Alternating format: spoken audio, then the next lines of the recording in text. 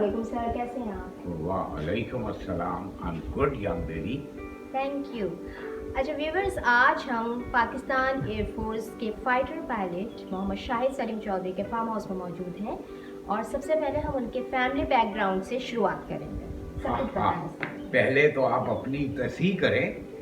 Retired wing commander. Retired but हाँ, जब आप विंग कमांडर कहते तो वो लगता है कि अभी भी जहाज उड़ा रहा है। Exactly, but you know once a military person is always a military person. Yes, but ठीक है, आप सही कह रहे थे।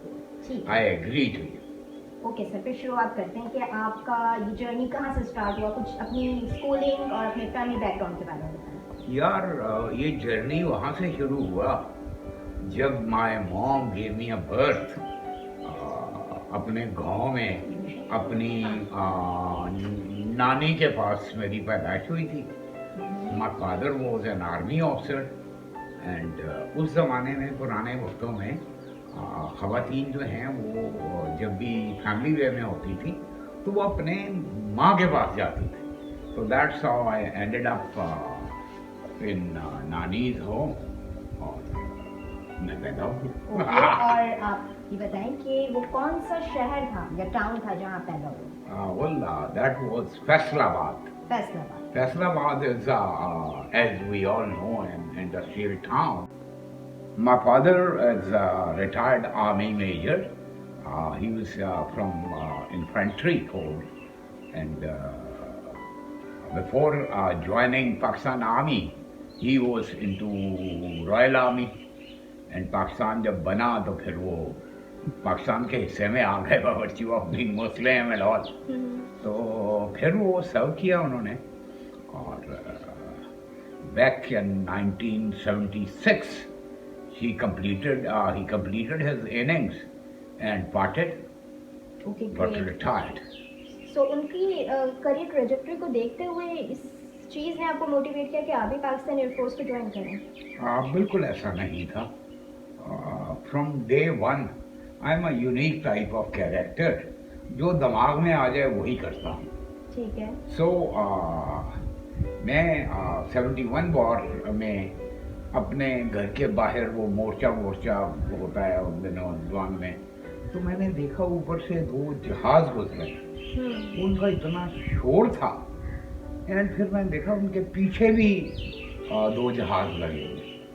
तो वो साथ मेरा जो बैटमैन था वो कमेंट्री कर रहा, ये दुश्मन के जहाज हैं, शायद साहब मोर्चे में आ जाओ। मैं कहा यार ये जिसके भी, मैं नहीं आ रहा। टू कट शॉर्ट, वो पीछे वाले जहाज़ों से एक धुएं की लाइन सी निकली and within no time वो आगे वाले जहाज they were turned into fire. Right. अच्छा मुझे ये बताइए कि आप तो एक फाइटर पायलट थे, हाँ, तो फिर ये एग्रीकल्चर और खेती बाड़ी का ख्याल कैसे आया? ये हमारा हवाई पेशा था।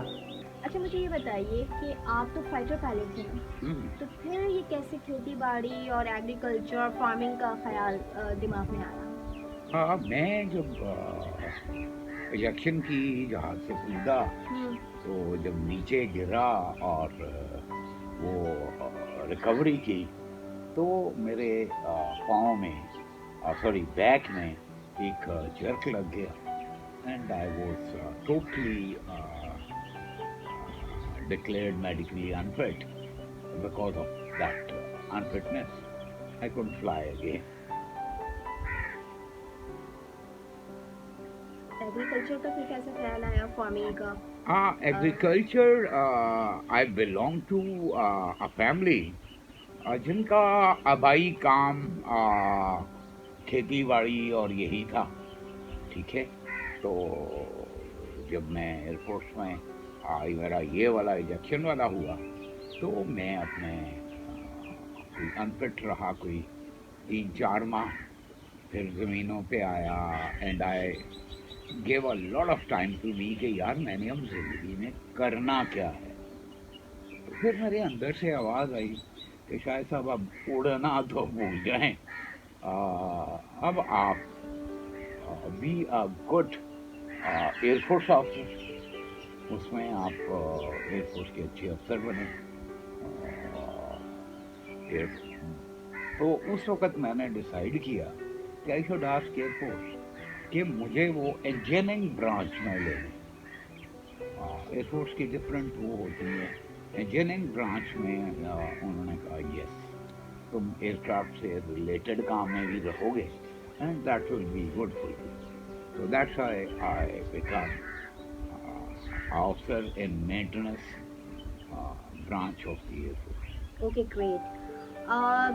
हम ये भी जानते हैं कि आप पाकिस्तान के सबसे पहले सर्टिफाइड सेलर एंड फिशरमैन हैं। How far is it true? ये बहुत बाद की बात है। अब वो नेचुरली मैंने कुछ ना कुछ तो करना था, तो वो जब उधर से फारिग हुआ जहाज़ों शहाज़ों से, तो मेरे दिल में आया कि यार ये समुंदर भी बहुत बड़ा है, इसमें कोई रिस्क ढूंढते। So that's how I started studying about the मछलियाँ पकड़ने वाले जहाज और उनके बारे में। एंड वन फाइन डे मैंने उसमें कोई ना कोई अपनी क्वालिफिकेशन अचीव की और मछलियाँ पकड़ने वाला बछेरा बन गया। जबरदस्त। इस वक्त हम मौजूद हैं शाहिद साहब की एग्रीकल्चर फील्ड्स में और हम उनसे जानना चाहेंगे कि कुछ अपनी क्रॉप्स के बारे में बताएं हमें। ये बिल्कुल सामने जो आपके इस तरफ ग्रीन फील्ड्स हैं, ये मिर्चों की काश्त की हुई ग्रीन चिल्लीज। ये वाली बड़ी चिल्लीज हैं जो पकौड़ों में और उनमें डलती हैं, और ये थ्रू आउट उससे फिर वो छोटी चिल्लीज हैं, फिर उससे छोटी चिल्लीज, ये डिफरेंट टाइप की मिर्चें हैं। मिर्चों के अलावा और क्या क्या क्रॉप्स हैं जो जी अभी तो इस वक्त इस फील्ड में मिर्चें हैं। ये जो आप पीछे इन मिर्चों के देख रहे हैं, that is the field of tomatoes. वो अब बहुत कम हो गई है उनकी, क्योंकि गर्मी ज़्यादा आ गई है और वो अब कम हो गए हैं, तो वहाँ थोड़े उतरते हैं, हफ्ते में कोई एक बार तुड़ाई होती है। मिर्चें अलबत्ता रोज़ाना दिन में तोड़ी जाती। तो कौन सी ऐसी क्रॉप है जो 12 मंथ्स के लिए चलती है? 12 मंथ्स के लिए तो कोई नहीं चलती, लेकिन 9, 10, 11 महीने तक ज़रूर चलती है। और उसमें जो सबसे अच्छा साइकिल है वो मिर्च का ही है। ठीक है, मुझे ये बताइए कि घारों में जो ज़मीन है वो एग्रीकल्चर पॉइंट ऑफ व्यू से कितनी अच्छी है in comparison to other lands? Gharo is a good fertile piece of land, गाड़ो के सबर्ब्स में, और अच्छी ज़रख़ेज़ ज़मीनें। तो बस यही ख़ास वो है इनका।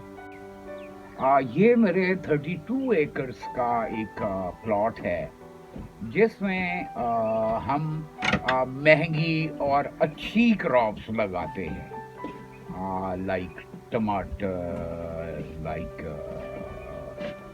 भिंडी, लाइक मिर्ची, छोटी मिर्च, हरी मिर्च। तो ये one of the most fertile piece of our land है। अब हम यहाँ से फिर इसमें मोस्टली इस जो फील्ड में मिर्चें और टमाटर, ये वाली चीज़ें जो हैं ना वो इस फील्ड में लगती हैं।